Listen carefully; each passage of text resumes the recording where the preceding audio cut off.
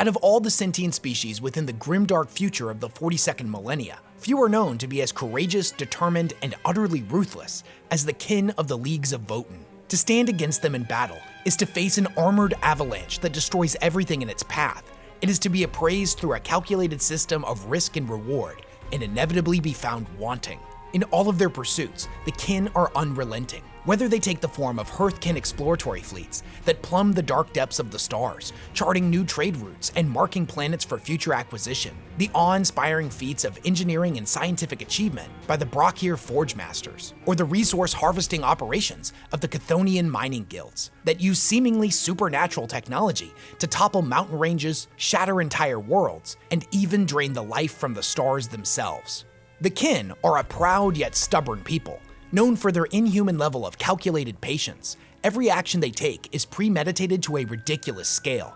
They see no resource, including the lives of their kin, as expendable, and would seek to establish alliances before declaring war.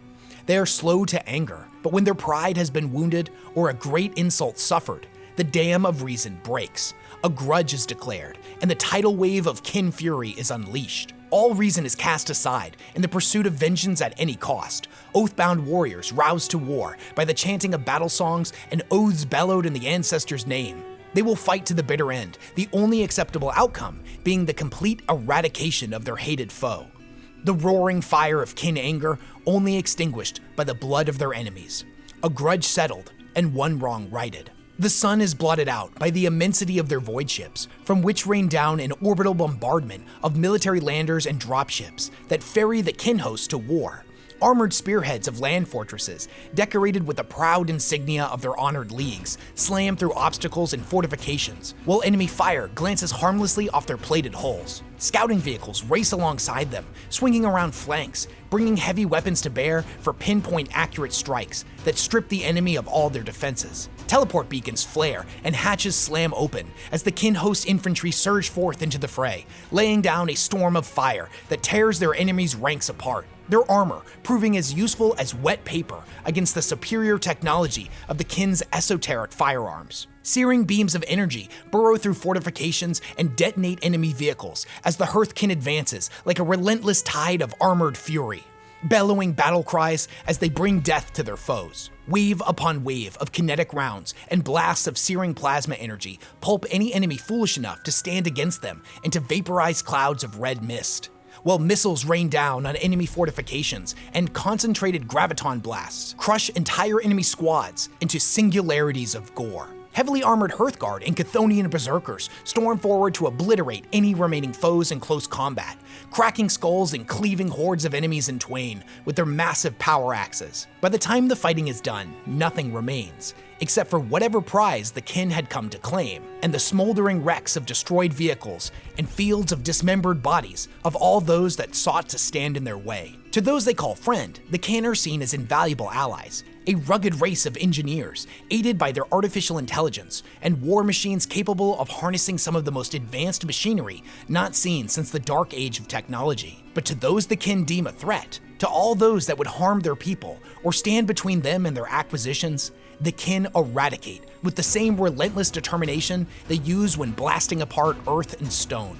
The Leagues of Votann are a massive stellar empire of battle-hardened abhuman clones that reside within the galaxy's core, formed and led by the wisdom of ancient AIs that have guided their people for generations. For a time, they were keen on keeping to their own affairs, leaving the core only to explore uncharted space, or, on occasion, work as mercenaries in the wars of far-off xeno-species, in order to gain an insight into the wider universe. However, the opening of the Great Rift sent chaotic ripples through the universe, causing their expeditions to ever more frequently come into contact with the other races of the galaxy and the hellish abominations that attempt to claw their way into our reality. As the universe descends into chaos and the drums of war echo once more, the homeworlds of the kin are now facing an existential threat, one in which they will not suffer to go unanswered. The other races of the galaxy have a choice to make: to stand with the kin as a valued ally and trusted friend, or against them as a hated rival. To the kin, it makes no difference.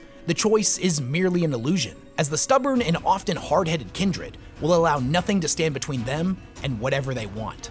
By the mysteries of the Crucible are they given form and strength, By the molten fires and pounding pistons of the forge are they armed and armored. By the Votann and by the Fane are they given wisdom and purpose.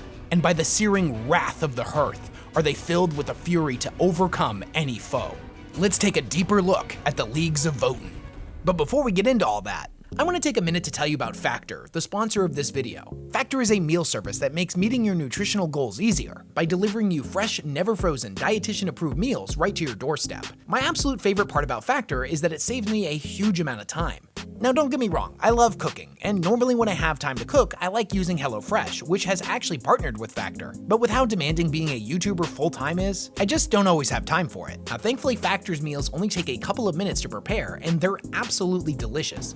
This isn't just your normal microwavable food, they've really gone above and beyond here. They've allowed me to spend the time I would have taken cleaning dishes and preparing a meal to dedicate even more time to my craft, or actually take a well-needed break once in a while. It's a brand new year, and we're all trying to eat better. Thankfully, Factor takes out all the guesswork and makes that easy, no matter what kind of lifestyle you live. They have a huge variety of different meals available, including plans for people who follow keto, vegan, vegetarian, calorie smart, or even high protein diets. You can design your own meal plan or let Factor do it for you. I traditionally go with this option because I like being surprised, and they've yet to send me something that I didn't find delicious. If you want to start eating food that's not only delicious, but also good for you, then head on over to factor75.com or click the link in the description of this video and use code WesHammer50 to get 50% off your first box. Again, that's factor75.com or just use the link in the description and use code WesHammer50 to save 50% off your first box. Big thanks to Factor for sponsoring this video.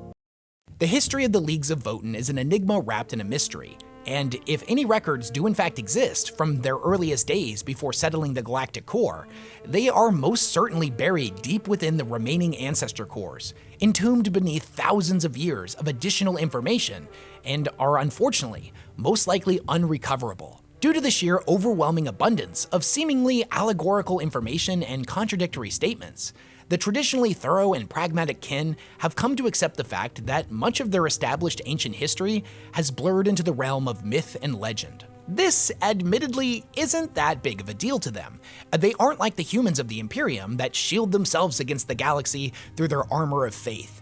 They look at it in very realistic and practical terms. To them, reality is what they make of it. Is there ancient wisdom buried deep in the proverbial halls of legend that may be worth knowing about? Undoubtedly yes, but unless the matters of their ancient past suddenly become relevant to their present, they aren't too bothered by their lack of insight. This isn't to say that they don't dedicate some of the brightest minds to probing the depths of the Ancestor Cores in hopes of potentially asking the right sequence of questions in order to gain but a glimpse into their ancient past. But this is done more so out of curiosity rather than some existential need to understand their place in the universe. The kin know exactly who and what they are, and nothing will change that. That being said, there are several undeniable truths that we can pull from the myriad menagerie of myths and legends that make up their origin story. These are what the kin refer to as the first truths, indisputable facts of their existence. The first of these first truths is that their most ancient of ancestors departed their original homeworld in a mass fleet of generational ships bound for the uncharted sections of space near the galactic core. This homeworld, although not directly stated to be so, was almost certainly Terra, due to the kin sharing a plethora of genetic markers with humanity. This means that the kin at their core are human beings, albeit a form of abhuman, even though the Imperium and many zealous inquisitors often label them as Xenos abominations. Ironically, even Games Workshop themselves list them as a Xenos species on their website when in reference to the Warhammer 40,000 tabletop game. The second of these first truths is that even from the beginning, the kin were a people made entirely of clones. And their eternal allies, the Ironkin, their artificial constructs that live and work beside them and who the kin view as equals, have also been with them since the beginning. The final part of these first truths is that members of these generational ships were without a doubt miners and prospectors that had been sent into the heavens to dredge the riches of uncharted stars. Unfortunately, this is where myths and legends start to complicate things, as it's not yet been determined why after reaching the galactic core, the kin did not return to their homeworld with the wealth of the galaxy in tow. Instead, they chose to settle these worlds and remain isolated. Now, considering that the majority of their ships all descended into the core within a single Terran century, we can glean that this was definitely a deliberate choice. This is me putting on my tinfoil hat and doing a little bit of speculating, so take this with a grain of salt. But I personally believe that the early ancestors of the kin saw what was happening during the end of the Dark Age of technology and sought refuge within the galactic core, as this was an area that was not readily inhabitable by humanity or other species. The artificial intelligences that they had taken alongside them had not rebelled like the men of iron of this time, and due to their lack of psychically gifted individuals, the kin would have not been susceptible to the Psyker Plague that was currently rampaging through the galaxy. I'm pretty confident that the early ancestors were seeking refuge within the core, a place that only they could inhabit, while the rest of the galaxy burned around them. Let's talk a little bit more about the fact that all of the kin are actually clones. Now, they're not clones in the traditional sense, where they all end up looking like the exact same person. More so, they are clones created from a mismatch of hundreds if not thousands of different genomes, biological archetypes, and stable mutations. The result is the creation of unique individuals that all have certain adaptations that make them better at performing pretty much any given role in their society. All of these different adaptations are what are collectively referred to as clone skeins, and the genetic pool that the skeins are pulled from is believed to have been originally developed by their first ancestors. It's theorized that the use of such biological augmentation would produce a society perfectly suited to living in pretty much any conditions. And surprisingly, there's a lot of evidence to suggest that this practice was pretty common in the Dark Age of technology, especially when it came to the pioneering colony fleets that were sent out into the galaxy in order to colonize distant worlds. For example, the original people that would end up colonizing the Space Wolves' homeworld of Fenris were said to have been genetically augmented with the DNA of wolves in order to aid in their survival efforts upon the frozen death world. So it stands to reason that the people sent towards the galactic core would have been capable of similar augmentations. And since the core would have a lot more hazardous conditions than simply being too cold, it also stands to reason that they would have access to a lot more different skeins. Although all of the kin are unique individuals, they do have some similarities. They are short, stocky, and hardy, and have far denser muscle and bone systems than baseline humans. They're also noted as having a higher red and white blood cell count. Now, many of them are gifted with formidable strength and resilience, while other kin may be forged with clone skeins that impart enhanced reaction time, infrared vision, or even resistance to extreme temperatures, gravity, and radiation. The use of cloning has also had a subtle secondary effect of diminishing their connection to the warp, and thus they have no uncontrolled psyker mutation found anywhere within their society. Now, that's not to say they don't have psykers, because they definitely do. Only a very select few are created with a rare psychoactive clone skein that allows the kin in question to interface with what they refer to as barrier tech. Through these devices, the kin is able to pierce the veil between universes and directly manipulate the warp, making them into something of a pseudo-psyker. These individuals are known as the Grimnir, and they resemble something more akin to a priest than a sorcerer. The combination of their diminished souls and warding tech make it next to impossible for them to become the victim of chaotic mutation or demonic possession. It is the Grimnir who are given the extreme honor of directly interfacing with the Votann in order to ask them questions and receive their blessed wisdom. There is an enormous pool of different skeins that can be pulled from to create kin perfectly suitable to just about any role that can be found throughout their society, and it's not uncommon for kin to be created with a whole host of these different mutations, most of which physically manifest in some form or another, whether that be through unusually colored eyes, or craggy subdermal skin layers, chemical body odors, or various other telltale signs of their abilities. Each of these physical manifestations are worn as a badge of honor and are highly valued within their society. Whereas over in the Imperium, such mutation would be viewed with fear, ridicule, and extreme prejudice. The kin recognize the value of all of these different traits, and thus every member of their society that displays them. The clones themselves are created in what is known as a crucible. You can think of these like a sacred area full of different cloning technologies. Now, each of the kindred have a crucible of their own, and all members of their kindred are birthed from the same pods. This makes them extremely important to a kindred, as it's where new life within their family originates, and thus they are ruthlessly defended by oath-sworn warriors known as the Imbir. The artificial intelligence known as the Ironkin, on the other hand, are each created by the Votann themselves, and are fully functioning mechanical intellects in their own right. Each and every one of them is an incredibly advanced system that is able to mimic kin social behaviors, making them, mentally at least, almost indistinguishable from their flesh and blood brothers and sisters. They consist of a cerebral unit and a mechanical body. Now, the body can take multiple different forms and is designed to fill one of a variety of different roles within their society. Some of these roles may include becoming something like a generalist, a strategic advisor, combat shock trooper, mining support unit, cargo lugger, combat pilot, or just about anything else you can think of. The mechanical construct that makes up their body is just as important to them as flesh and blood are to any living organic creature. However, they can survive as a cerebral unit alone if they take extraordinary amounts of damage. Their primary purpose is to assist the flesh and blood kin with just about every aspect of their lives. Yet, make no mistake, they are not treated or viewed as mechanical slaves. Far from it. They're treated fully as equals. Just how advanced these AIs actually are is not fully known, but the lore states that they're only able to mimic the emotions and drives of living creatures. They express pride, camaraderie, courage, empathy, and anger, just like anyone else would, but these are merely systems designed to aid in their social integration. The kin live by a variety of different idioms that they refer to as the truths, and not to be confused with the first truths. Although being simple in structure, and often including no more words than is necessary to convey their ideal, the gravity of each of these truths carries more significance and a considerable nuance that any amount of words couldn't truly capture. The most common of these sayings is "the ancestors are watching," often heard shouted on the fields of battle. To be a member of the Leagues of Votann is to constantly strive to live up to the ideals set by your forebearers. Now, they believe their ancestors live on within them through their brothers and sisters, and are spiritually, philosophically, and in some senses due to the use of cloning, quite literally standing beside them. There are hundreds of other truths, some great and powerful, and others small and often humorous.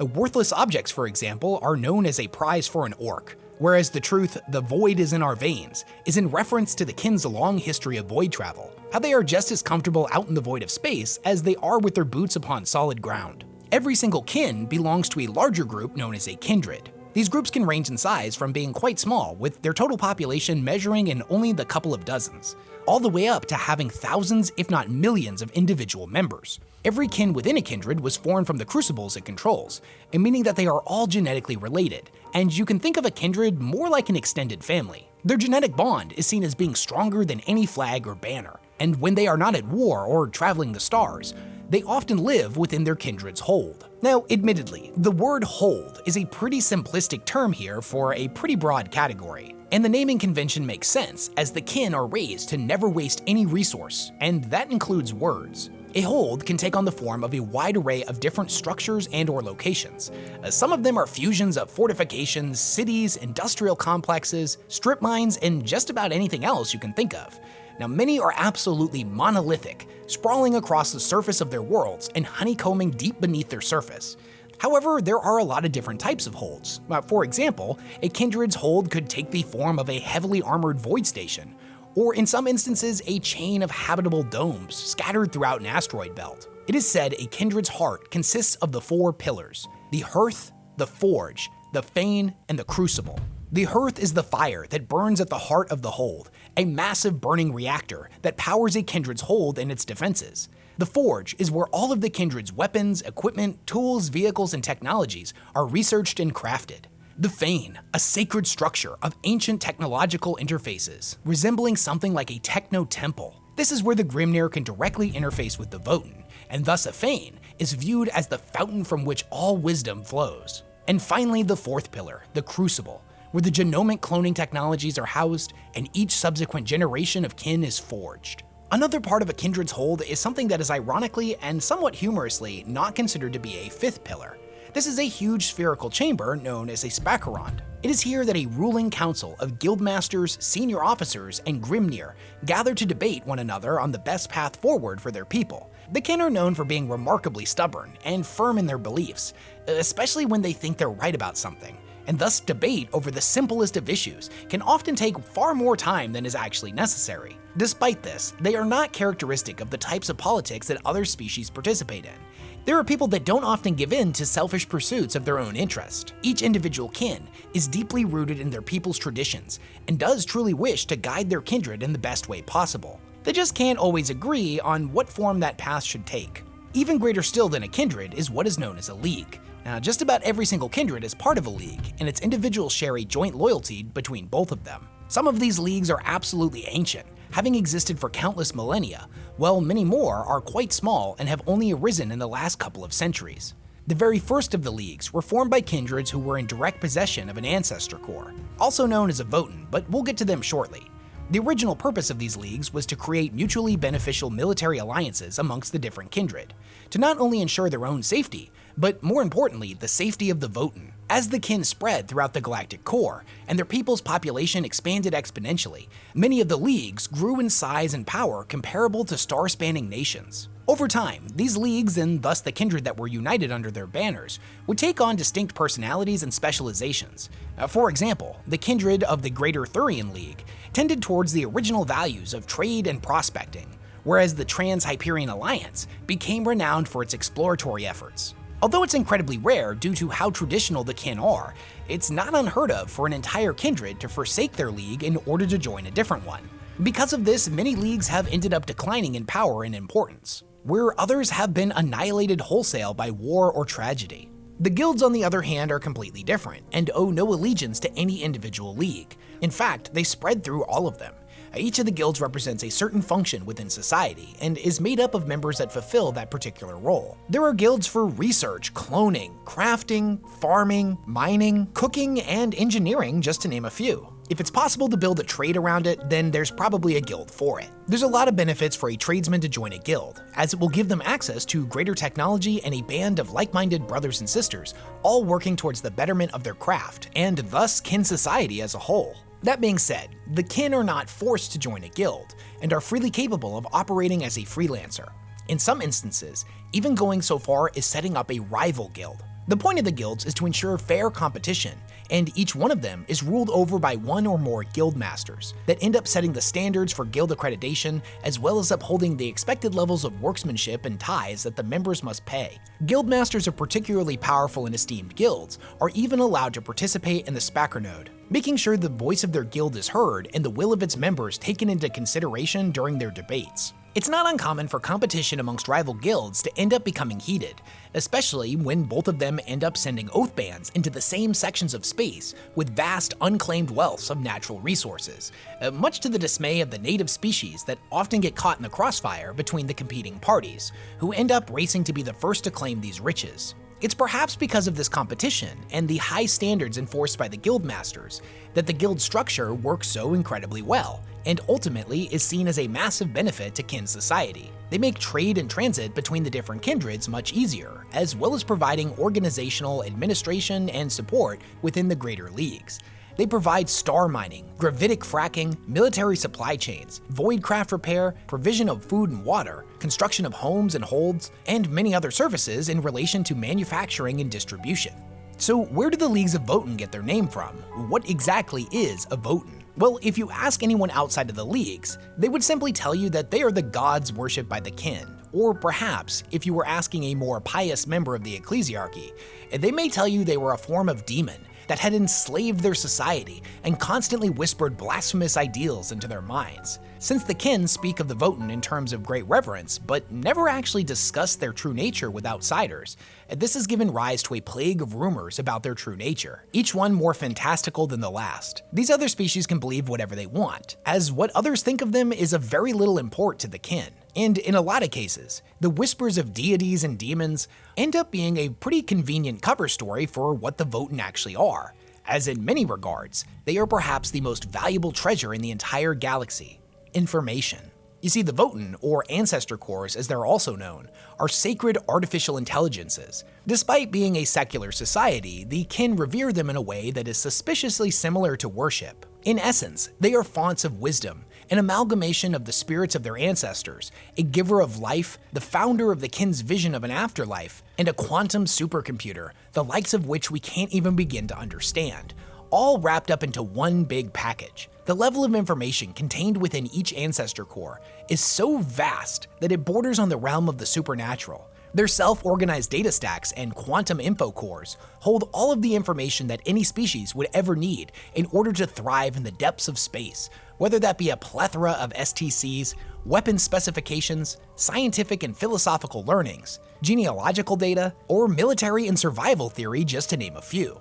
One of the most shocking and interesting things about the kin's relationship with the Votann is what happens when a member of their species dies. You see, tradition dictates that they be fed back into the machine. Their bodies and minds are broken apart and distilled into usable natural resources, which will be used to produce new clones, while all of the information within the brain of the deceased joins with the artificial intelligence, and thus the great ocean of knowledge that was contributed by their ancestors. They refer to this practice as going home to the ancestors, and the melding of minds like this is generally perceived as their version of the afterlife. To become one with the Votann and thus all of their ancestors is a glorious fate to be treasured. It's one that each and every one of the kin hopes will be their fate when they die. This puts pressure on each of them to live up to the ideals and accomplishments of all those that came before, to live a life full of adventure and experience everything the universe has to offer. This drives them to illuminate dark new corners of the galaxy and witness things that no kin had ever seen before. This is a major motivator for groups known as oath bands, who set out to fight as mercenaries in the wars of other races. Doing this allows them to experience a plethora of different cultures, military strategies, and ways of life that are unfamiliar to the kin. The immediate effects of this are that they return to their people, more grizzled and wiser than ever before, with a host of new information on potentially hostile foes and the locations of vast caches of untapped resources. Later on in their life, when it's their time to go home to the ancestors, their well-lived life will make for a glorious contribution to the Votann, their memories and wisdom not only enriching the mind of the Votann itself, but their physical essence, as well as their accumulated wisdom, being used in future generations of clones, allowing them to figuratively, and at least in some regard, semi-literally, live on through each subsequent generation. The practice most likely originated in a time when the kin were just a fledgling species coming into their own, and resources were incredibly scarce. No resource, including their very flesh and memories, could afford to be wasted. However, as the kin's numbers have increased exponentially and their empire has cemented itself throughout the galactic core, adherence to this ancient tradition has seen an ever-increasing number of minds being fed into the Votann each and every year, putting an ever-increasing strain upon these ancient machines and their dwindling memory banks as they continue to be flooded with redundant data. The worst fate that can befall a member of the Leagues of Votann is not death, far from it. Going home to the ancestors is something to be celebrated. It is in fact being exiled. Those who have committed unforgivable sins against their own people, whether it be through the act of murder, abject failure, or the extreme wastage of resources, the ultimate punishment is to be cast out from the Leagues, to be exiled into the stars, and never be allowed to return. To be exiled in such a way is a punishment that inspires true dread amongst the kin. It means you will never join with your ancestors, and the entire collection of your life experiences will be rendered meaningless, as they will not be recorded. Your essence will never exist within future generations, and you will be seen as nothing but a waste. Many believe that it would have been better to never have drawn a single breath than to be subjected to such a punishment. The great tragedy of the Votann is that whoever originally created them couldn't possibly have foreseen the future in which they would find themselves in the 42nd millennia. They clearly were not designed to operate indefinitely, and as every year passes, its vast treasure trove of information becomes harder and harder to access for the kin. The sheer overwhelming amount of data that has been fed into these cores for the past 20 or 30,000 years has pushed even their inconceivable storehouses to the point of overflowing. We don't know much about their early history or purpose, but it's a pretty reasonable guess to say that they weren't constructed to be a godlike guiding force for an entire species. The Dark Age of technology was filled with fantastical tech that many in the 42nd millennia would find it impossible to believe ever existed. So even something as ludicrously powerful as the Ancestor Cores very well may have been something that was seen as mundane during this time. The questions that have been presented to the Votann over the millennia have caused them to adapt their own processing subroutines through a form of self-guided artificial evolution. This evolution is often generated by the Votann itself, based upon the needs of the kin that frequently access it. However, the over-association they have with the true living minds of the kin that frequently access them or have been fed into them have led some of these Ancestor Cores to develop seemingly strange behavioral quirks that border on personalities. Over time, they have become more philosophical and ponderous in nature, whereas in ancient times they could answer any possible question in a matter of moments. Now, even the most mundane of questions could potentially take months, years, or even centuries to receive an answer. And all too often, the answer that comes back is presented in the form of another question. Information that is not pulled out of the data cores frequently ends up getting buried deeper and deeper and becomes harder and harder to access, whereas the information that is regularly drawn upon is mired in self-replicating layers of data amendments, which in turn fills up the limited memory that the Votann have left and undoubtedly plays a role in the development of their personalities. In some sense, it's almost as if these artificial minds are suffering the effects of aging, some thankfully taking the form of wise elders that do instill wisdom upon the youth, albeit in esoteric and sometimes confusing ways, while others seem to be suffering from a form of artificial dementia, subject to mood swings that can often turn disastrous. It's incredibly rare, but there have been new Votann that have popped up in the past, as the Fanes that the Grimnir used to speak with them have on occasion developed a sentience of their own and ascended to the ranks of a brand new Votann. This is a once in multiple generation occurrence and cause for overwhelming celebration by the kin, but the sad reality is that it's far more common for a Votann to completely degrade to the point of being nothing more than a Fane itself, or most tragically of all, to go insane. To witness the slow but inevitable death of such an entity is like witnessing a treasured loved one lose themselves to dementia, more and more of their personality fading away day by day, simple tasks becoming harder and harder for them until there's eventually nothing left.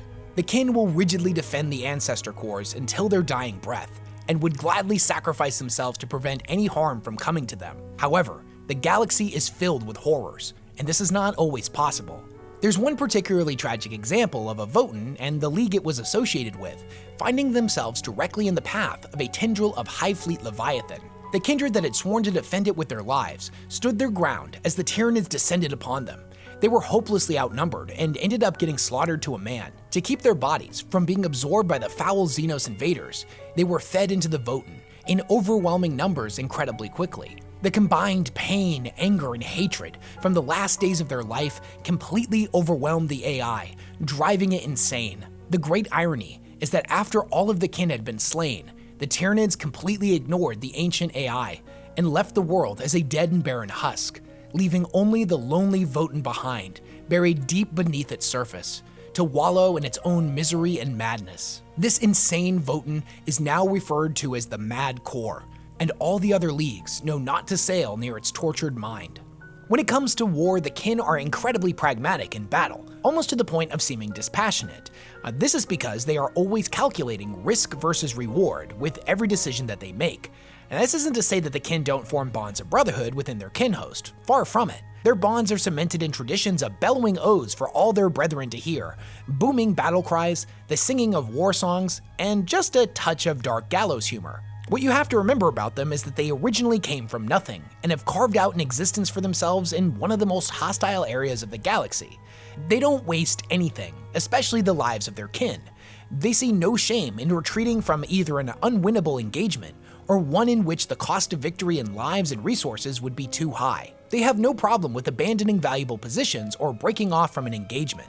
They will do so without a second thought, and it will be done calmly with a grim acceptance that to stay would incur too high of a price. Kin leaders that refuse to yield and would continuously throw lives away even in the face of an unwinnable engagement are seen as honorless and selfish. To the Leagues of Votann, a Pyrrhic victory is nothing to be celebrated. Their most esteemed leaders and generals have mastered a skill they refer to as the Eye of the Ancestors.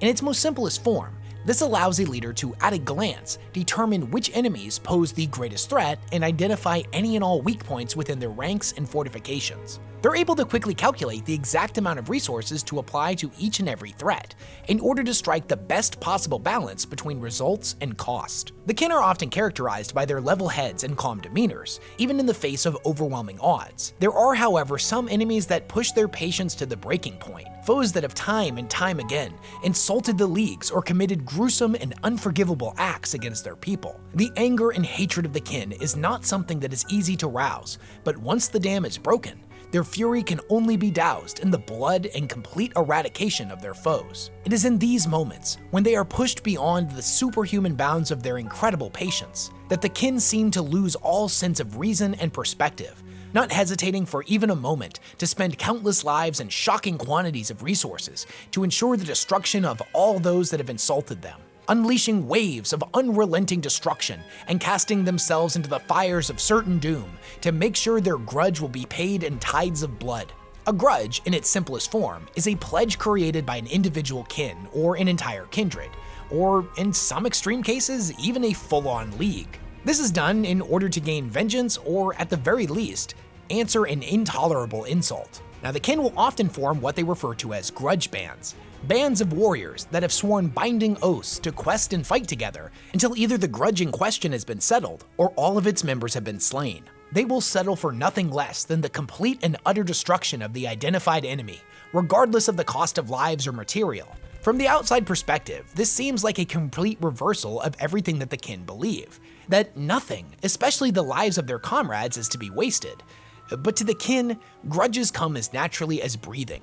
When one is formed, the eyes of the ancestors fall upon them and demand retribution. To allow such insults to go unanswered would be to shame themselves and all that came before. Once a grudge is formed, it can only be settled in blood.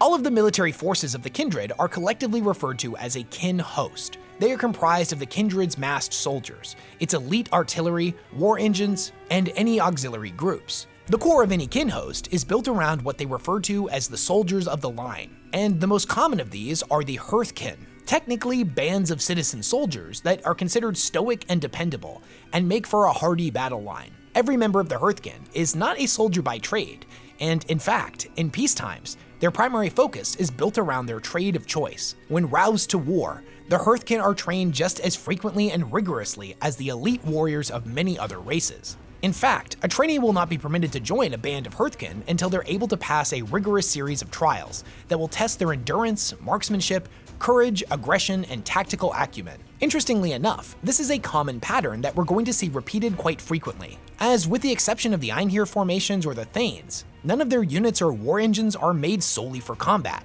They all serve different fundamental purposes, but due to their training, construction, or equipment, can switch to their secondary role as a unified fighting force with relative ease. Many of the would-be recruits that aspire to become Hearthkyn, or any other designation of line soldier, normally are born with a host of clone skins that are suitable for combat. Whether they have the ability to rapidly heal from physical injuries, see in low light conditions, or are gifted with incredible endurance or hardened skin. As it turns out, the mutations that make them into some of the best miners in the galaxy are also pretty effective on the battlefield. This is taken to even further extremes, as the kindred is often willing to expend considerable, albeit measured resources to augment their soldiers. These upgrades can include additional mechanical organs, extra limbs, cerebral communication chips, ocular targeting implants, and all kinds of other useful additions. Furthermore, they go into battle sporting the best armor and weaponry that the kindred can provide them, whether this take the form of hardened void armor and/or an array of potent weaponry from Autek pattern bolters, ion blasters, and high-las auto rifles. Void armor is built upon what is known as a void suit, which itself is threaded with a bastion ally reinforcement and fitted with an array of thermoregulatory radiation-hardened underlayers. The void suit is a rugged piece of utility wear that serves as an all-purpose enviro suit, immune to the damaging effects of many hostile environments, and can even be used as a fully functioning spacesuit. The suit is fitted with a swath of different connector relays that allow it to be upgraded to fill many different purposes. It can be outfitted with an exoframe, a pressure rig, or be reinforced into the iconic void armor. The void armor component provides a substantial level of personal protection and is a multi-layer defense system against atmospheric hazards, while simultaneously being equipped with a full suite of scanning and communications equipment.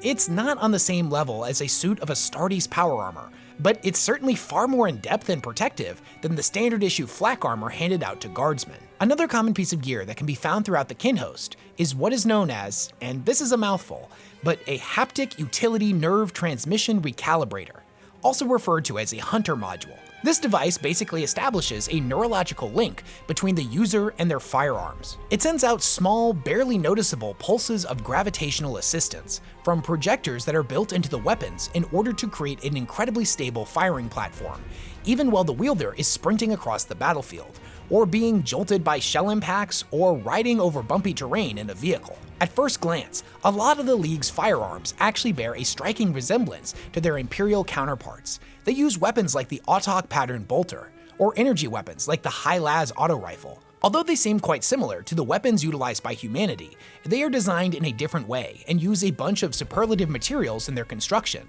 like accelerator coils, that not only make them stronger, but more reliable, even in the most adverse conditions. The Kin's firepower is incredibly effective, but it's not the only weapons that they bring to bear, as when fighting enemies that utilize horde tactics like the orcs or the tyranids, it is an inevitable conclusion that they will at one point be overwhelmed and have to rely on close quarters combat. In such situations, the Kin have a fondness for plasma field generators to rend the blades of their weapons in monomolecular cutting fields that allow them to cleave apart physical shields and armor with relative ease. They also utilize what are known as concussion weapons that normally take the form of hammers, mauls, or even iron gauntlets. They use mass drivers in order to amplify the force of their impact to ridiculous degrees.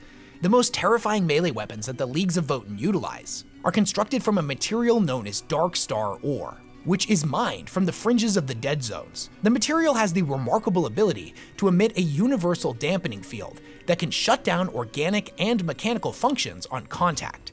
It's no small task to construct a weapon from such a dangerous material, as even the slightest cut from a blade made of Darkstar ore can end a victim's life like flicking off a light switch. Due to the fact that no Kin is seen as expendable, this has led to the Kin host supporting numerous field medics that have been given exhaustive training in first aid while under fire, as well as being tutored in engineering, so they can give the same medical attention to the Ironkin soldiers. The strong bonds of loyalty that each member of a squad forms with one another generates an interweaving network of camaraderie between each and every unit. Furthermore, when a Kin displays incredible aptitude for battle, they are often given additional training in order to use some of the specialist weaponry that the Kin host has access to.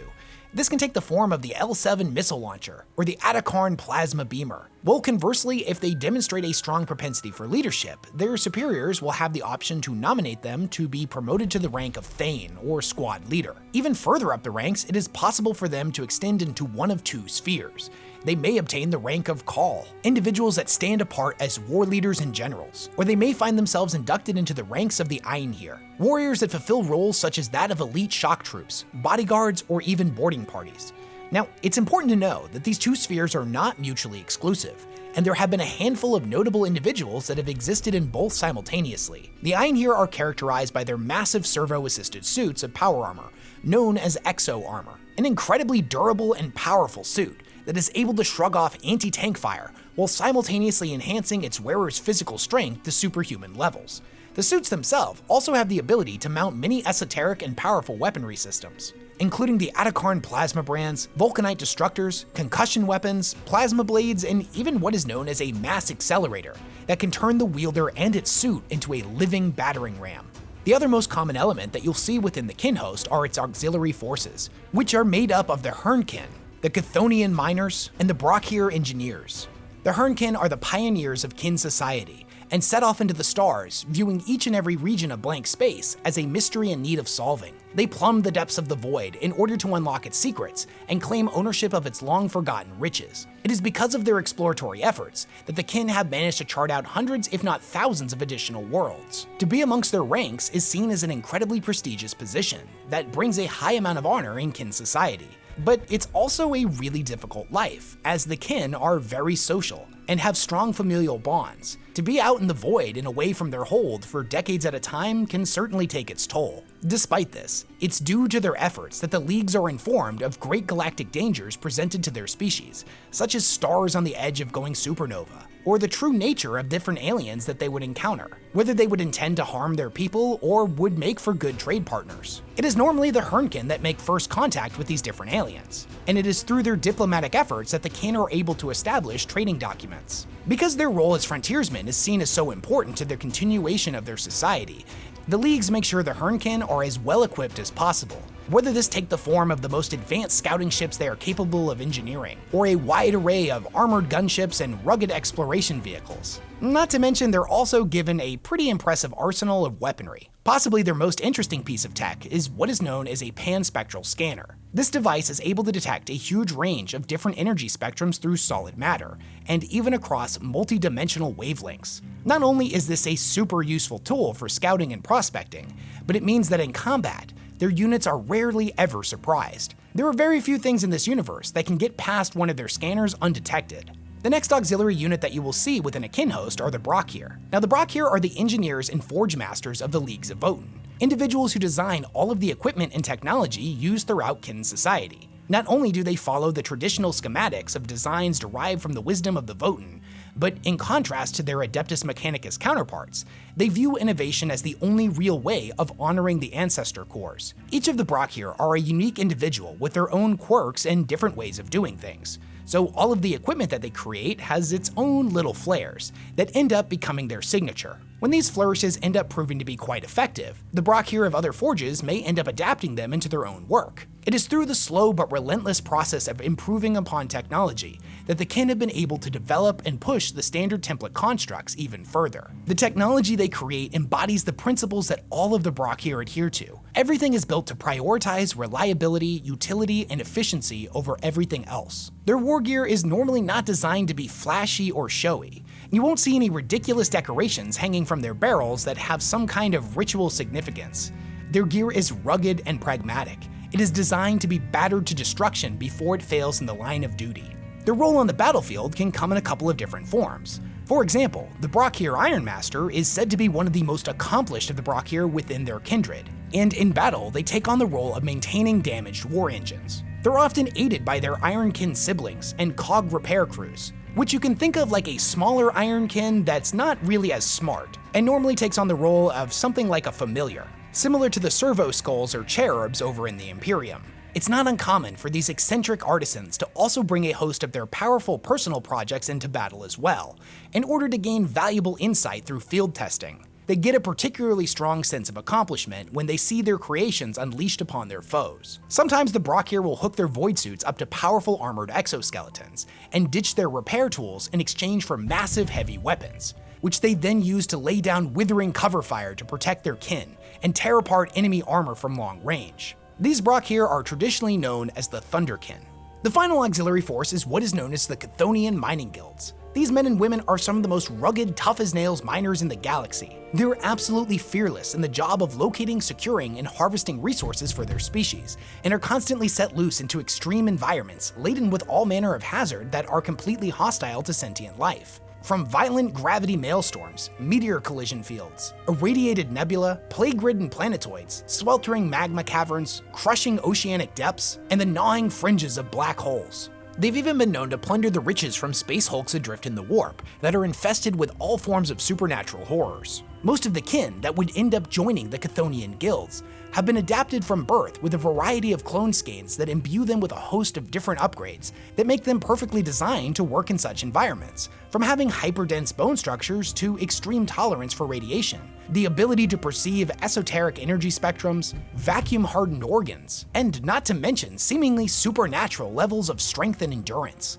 On top of this, they are routinely given surgical procedures that augment them even further with reinforced skull plates, artificial organs, and a whole host of advantageous bionics. Needless to say, all of these adaptations and implants are also conveniently super advantageous on the field of battle. The units known as the Chthonian Berserks take any opportunity they can get to crack some skulls with their concussion mauls, or lay into the enemy with their heavy plasma axes, competing with one another to prove to themselves who's the toughest and the strongest. When it comes to mining, they look at resources that other species have already claimed as rightfully theirs by conquest, and think little of taking them for themselves, whether that take the form of plasma storage centers, asteroid fields in enemy territory, or in some instances, fully functioning void stations, or inhabited planetoids. They view all of these things as any other concentration of harvestable resources, and are willing to take them just like they would any other vein of ore. They of course will attempt to establish trade first. However, if those negotiations fail, or do not go in the Chthonian guild's favor, then they'll declare war without a second thought. They follow a very specific truth that says that luck has, need keeps, and toil earns, which to them basically translates to, if somebody has something that they want, whoever is willing to fight for it the hardest is its rightful owner. Now, I just want to go on a quick side tangent here. Many of us hardcore 40k fans, specifically those who have kept up with the Horus Heresy, took special notice of these guys when they were originally announced, as they share a name with the planet that the Primarch Horus was from, leading many to speculate that they had some kind of connection. However, this does not seem to be the case, as Cthonia is incredibly far away from the galactic core, and there has never been any mentions of the Leagues of Votann interacting with this world or Horus himself. The word Chthonic is derived from an ancient Greek word that means earth or soil, and when translated, basically it is used to describe anything that's underneath the earth, normally in reference to ancient Greek gods that dwelled in the underworld. Considering that they're a group of miners and prospectors that are constantly exposed to hellish conditions, the word is an apt descriptor for them. And this is most likely just a coincidental instance of the same word being used across different cultures. It's also important to remember that all of the species we talk about in the lore speak their own languages. It's just being translated into Gothic for us as the audience. So it's likely that the word they use for themselves is not the same one as the arch-trader's homeworld. It's just the Gothic word that is used to describe something relating to mining and hazardous conditions. Although a rare occurrence, there have been dark times when civil war has raged between the Kindreds or Leagues. Such engagements are normally seen as dishonorable. War amongst their own people is always wasteful to the entirety of kin society, and such kindred that would selfishly pursue their own interests over the entirety of their species are perceived as arrogant and selfish. Normally when a region has been claimed by a league, the rest of the kin will honor it. The boundaries between sectors shifts very rarely, and when it does happen, it's normally due to an agreed upon change of ownership, normally in part due to revised trade agreements. However, when it comes to species outside of their society, this is not always the case. Any area of space that is not directly under control of one of the leagues is considered to be open for conquest, regardless of whether or not it's already under control by a different species. The region's inhabitants are viewed simply as either an opportunity for a new trade partner or an obstacle that needs to be overcome. Now, of course, trade is always the preferred option, and the one that the kin will strive for first and foremost, so long as their agreements do not get in the way of their operations. And many kindred have managed to exist peacefully alongside other races for centuries at a time, forming tight alliances with their neighbors against hostile invaders and pirates. But there's something very important that you need to bear in mind here. They do not strive for diplomacy and strong relationships with their neighbors simply out of the goodness of their heart. Everything they do is ruthlessly calculated on a cost-based analysis. Normally, it is deemed that there is more to be gained through peaceful negotiations, and so that is the path they normally pursue, as trade is traditionally far more lucrative than open war. If, however, it is deemed that invasion will be more beneficial to the leagues in the long run, then they will not hesitate to take what they want by force. Regardless of their reasoning, it makes little difference to those being invaded.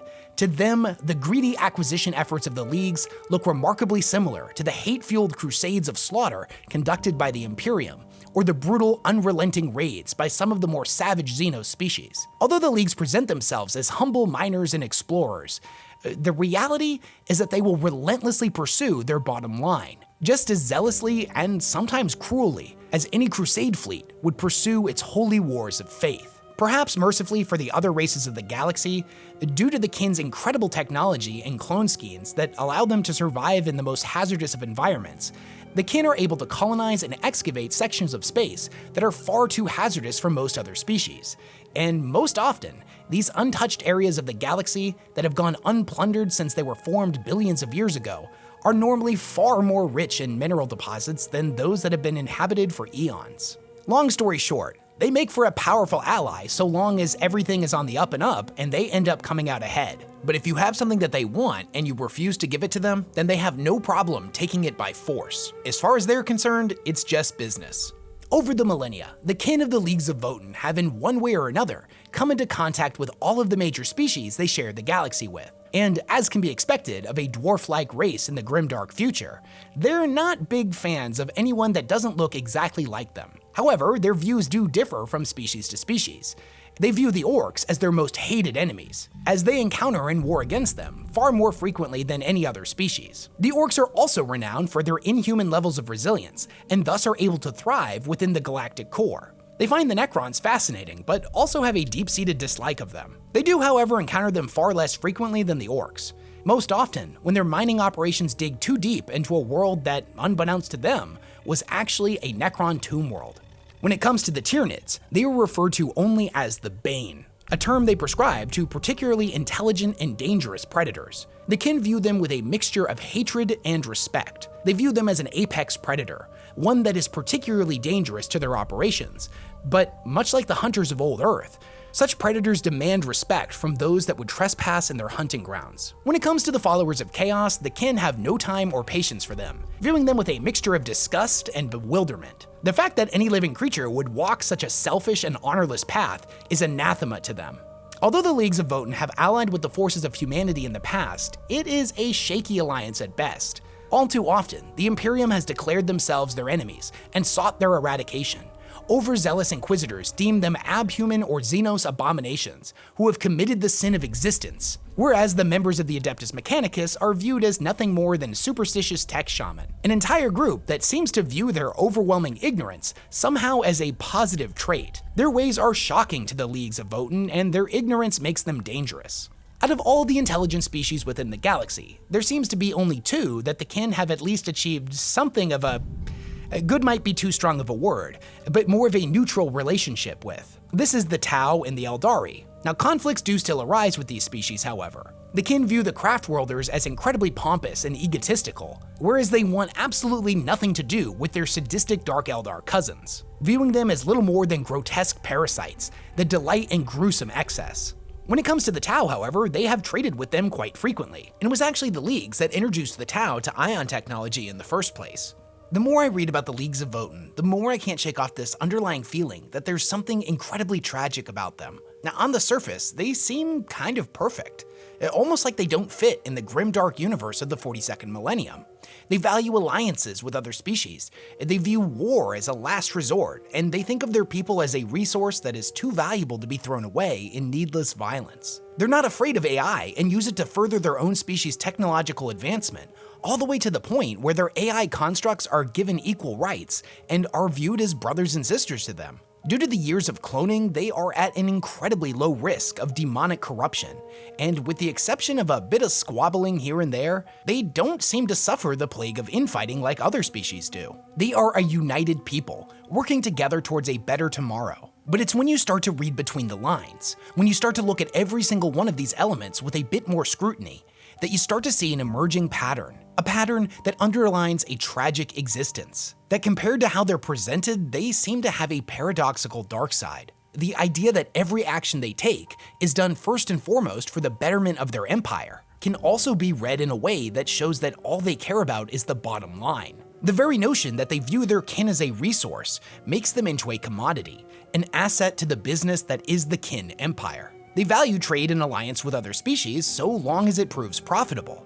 The moment such an alliance is viewed as a net negative, or that more could be gained through a declaration of war, that alliance will shatter. Then the invasion fleets will be sent in to drain stars and shatter entire worlds. Their people are, in a sense, free to do what they wish, held only to the ideal of doing what is best for the empire through their rigid adherence to societal norms and relentless veneration of tradition. But this freedom is in fact an illusion. As in being an empire of clones, each and every one of them was built from a collective mismatch of different genetic archetypes to make them ideally suited for a very specific purpose, a role that was predetermined for them before their birth. They may present themselves as a free people through the frivolous decisions of whether or not to join a guild or to set out as a freelancer, but this choice is ultimately irrelevant, because if they were made to be a miner, then that is what they're going to do. If a clone is created to survive longer than his brothers and sisters on an irradiated death world, then without fail, that is where they're going to end up. To the point where, in a lot of instances, they will be specifically engineered to be suicidally brave, throwing their life away under the illusion that it was their own choice to do so. The reason the Empire was able to thrive in the first place was through the guiding wisdom of the Votann, but the ancient cores have begun to fail. Every day that goes by, they take longer and longer to deliver an answer to the most basic of problems. It's not a matter of whether or not these ancient machines will die, it's a question of when. And what will the Leagues do then? Without the Votann, they will be ultimately alone. With the death of their god comes the death of their afterlife, and even further, the true death of the spirits of all their ancestors. What will they do when their gods and ancestors speak to them no more? What will they do when their ancestors can no longer see them? They sport some of the greatest technology the galaxy has seen since the dark age of technology, yet they owe this all to the Votann. They laugh and mock the Adeptus Mechanicus as a pack of techno-shamans, finding the idea of machine worship absolutely ludicrous, yet they literally feed the bodies of their dead into their own version of machine gods. They pride themselves on their conservative and pragmatic view of resources, yet will throw it all away and let countless numbers of their people die, all in the name of a grudge that was started hundreds of years ago by people they have never met. The driving motivator for their entire species is to live a strong life, to make an honored contribution to the Ancestor Cores. What will they do when that tradition dies? Anyone who was concerned that the Leagues of Votann were not grimdark enough can rest assured knowing that they are in fact grimdark. The future of the Leagues of Votann is uncertain, and without question they are entering a dark new chapter of existence, a bloody period of fire and war, the likes of which they have never seen. The Great Rift has thrown the galaxy into chaos once again, and set them on a collision course with every other species. But none of this matters. Reality is what the kin make of it. Their empire has persisted for thousands of years and will continue to endure. By the mysteries of the Crucible are they given form and strength. By the molten fires and pounding pistons of the Forge are they armed and armored. By the Votann and by the Fane are they given wisdom and purpose. And by the searing wrath of the Hearth are they filled with a fury to overcome any foe. The mysteries of the past, the uncertainty of the future, the only thing that matters is family, duty, and hearth. Every kin lives by this code, and anyone who gets in their way can die by it just as easily.